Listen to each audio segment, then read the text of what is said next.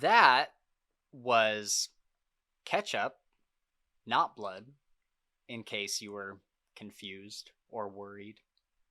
And I'm not quite sure if the bit was worth it.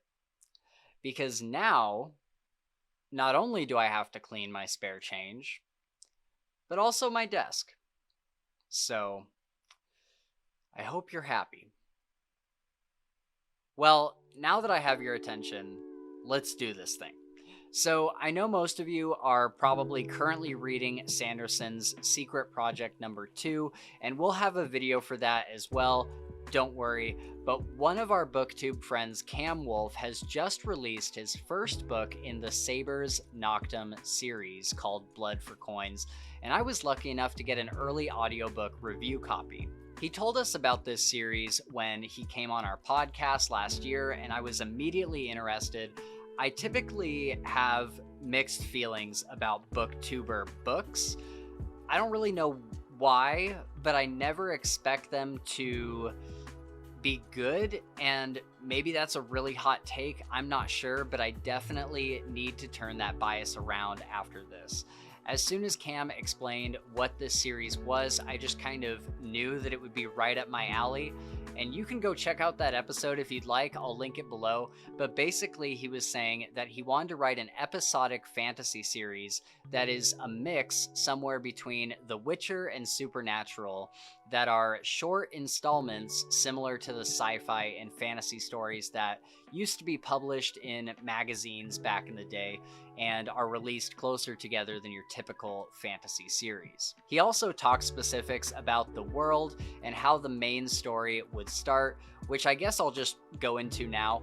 We start out with one of the two main characters, Enzo, being transported in a prison caravan traveling through a scorching wasteland. He's been locked up for several years, and it looks like there is no hope of release. However, through a series of both fortunate and unfortunate events, he does escape early in the story and goes on to reconnect with his best friend, Rascal. These two are basically sellswords who will do anything for money, whether it's stealing or killing or... Okay, well, they do a lot of stealing and killing in this book, but maybe in the next one they sell kittens out of a box on the roadside. I mean, the sky is the limit, honestly. But really, their whole goal throughout this book is to not only make some coin, but also get out of town as quickly as possible, as the jailers from the prison, known as vultures, may be looking for them. And that's kind of as much as I can tell you about the story without going into spoilers, but basically that's the gist of it. They are looking for a way out of this city and trying to get as far away as possible. So I'll tell you right away, I absolutely loved this book. I thought it was excellent in almost every single way. And I'm not just saying that because Cam is a friend of ours. If you've been watching us for a while, you know that we can be pretty strict in our criticisms for even universally beloved books.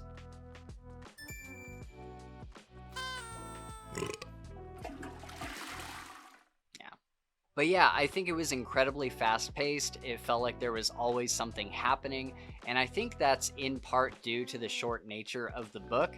It's essentially a novella in length, with the audiobook clocking in around somewhere close to 4 hours. You can easily listen to this in the time it would take to run errands on a Saturday, or if you're doing the ebook, I would guess most people could read it in 1 or 2 sittings, and you really get a lot packed into the short runtime, but packed in a good way. It felt like I read an especially fast-paced Dresden Files book, and I actually got a lot of Dresden Files vibes from it as well. I felt like it had a really similar story structure to Dresden, just in the way that you have a really fun opening, great character moments, a little bit of mystery and wondering where this episode is going to take you, some reveals, and then a big, bombastic, action-packed climax. The story was really interesting, as was the world that it's set in, and with the way it ended, it made me genuinely eager to get to the next installment. I feel like Cam did an excellent job with wrapping up this particular episode, while also leaving us with some last minute questions that leave you wanting more. But mostly, honestly, the book was just fun. Everything about it was punchy and exciting, and I especially love rogue characters and I love grimdark. And even though I don't know if I would categorize this as grimdark specifically, it's definitely more roguish and darker than your typical fantasy. I love rooting for characters that in any other situation would normally maybe be the bad guys. Enzo and Rascal were so endearing, and I loved not only their banter with each other, but also their friendship. They really feel like two guys who have known each other for a long time and been through some serious stuff together and are now as close as brothers. Besides Enzo and Rascal, I felt like everyone else in the story felt very real as well. There's this scene where they're gambling in a tavern and talking to a few other characters, and each one felt like they had a really distinct personality, and I legitimately felt like I wanted to learn more about every character in each scene. So, as you guys know, here at the Fantasy Files, we discuss the good as well as the bad, even if it's a friend's book, because we believe that that is not only honest, but also gives our reviews more weight when we say that we really liked something. However, there's nothing about this story or the writing in particular that stuck out to me as a negative, and I always know that I found a great book when my complaint has nothing to do with the actual writing. My very small complaint comes in with the narrator. For the most part, I think he did a fantastic job. He nailed a bunch of really unique and interesting voices for the characters, and his narration of the nonverbal parts was excellent as well, but I think I had some issues with the editing. There were times where you could hear where two pieces of audio had been clipped together, and sometimes even clipped too closely together, so it sounded more like a cut you would hear in a YouTube video or a podcast. It honestly really didn't bother me much, and maybe most people wouldn't even notice it, but I think it just stuck out to me since I do a lot of audio and video editing. Overall, it probably could have used a little more time in the editing room. The only other issue I had with the narrator was his cadence, and I couldn't tell if a lot of this was intentional or not. Sometimes he would speak very fluidly, and sometimes there was odd spacing in between words and phrases that was just enough to land somewhere in the uncanny valley for me. Again, overall, it wasn't a big deal for me, but as a primarily audiobook listener, it was just something I noticed, and honestly, my biggest complaint is that the book wasn't longer, and I think that that's a good problem to have. And of course, I'm saying that like in a tongue-in-cheek way.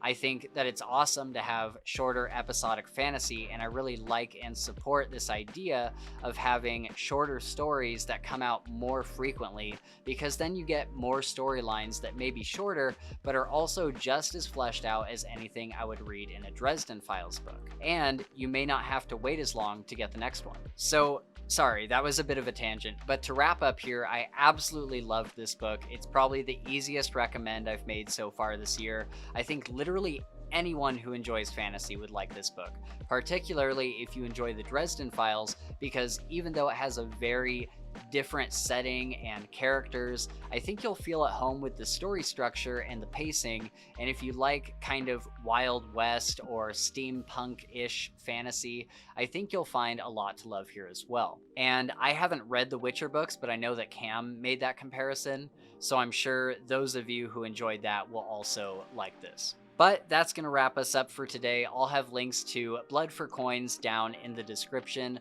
for both the audiobook and ebook and paperback, and I really hope you guys check it out, sincerely, not only to support Cam as he starts this new series, but also because it's really good and I genuinely think you guys will like it a lot. I'll have Cam's Twitter and channel linked below as well if you'd like to keep up with what he's writing and talking about, and if you'd like to reach out to us, our Twitter and Discord server will be linked below as well. Also, subscribing and liking the video helps our channel a lot, so please remember to do that if you enjoyed this content, and we'll see you in the next video after I clean my desk and my spare change. But that's gonna wrap us up for today. I'll have links to Blood for Coins down in the that's so hard to say.